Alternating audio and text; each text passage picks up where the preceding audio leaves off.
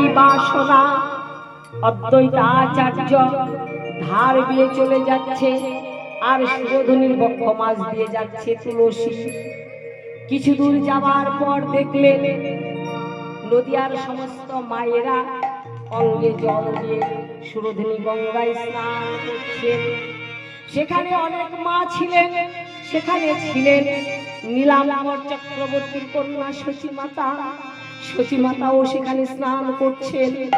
ওই তুলসী অন্য কোথাও গেল না, অন্য কোনো মায়ের কাছে গেল না, গেল কার কাছে? ঠিক ওই শচীমাতার কাছে। শচীমাতার কাছে গিয়ে শচীমাতাকে সপ্ত প্রদক্ষিণ করলেন 7 বার। শচীমাতাকে পরিক্রমা করে ধীরে ধীরে শচীমাতার নাভিপদ্মে লীন হয়ে গেল, মিশে গেল। অদ্বৈতাচার্য দূর থেকে দর্শন করে বললেন, মা তাহলে কি এই আধারে আমার অনাদিরাদি আসবে?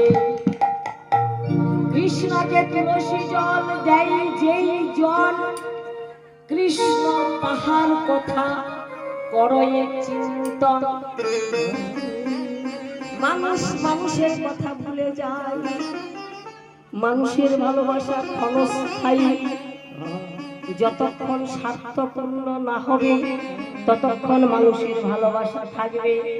স্বার্থপূর্ণ হয়ে গেলে মানুষের আর ভালোবাসা থাকে না। মানুষের ভালোবাসার মধ্যে লোভ, লালসা, কাম, ক্রোধ আছে।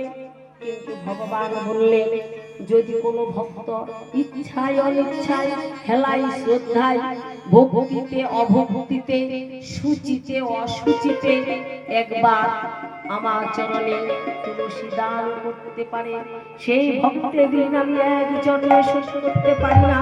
জন্ম জন্ম ধরে সেই ভক্তের দুয়ারে ঘুরে বেড়াই, যতক্ষণ পর্যন্ত তার ঋণ আমার পরিশোধ না হয় ততক্ষণ পর্যন্ত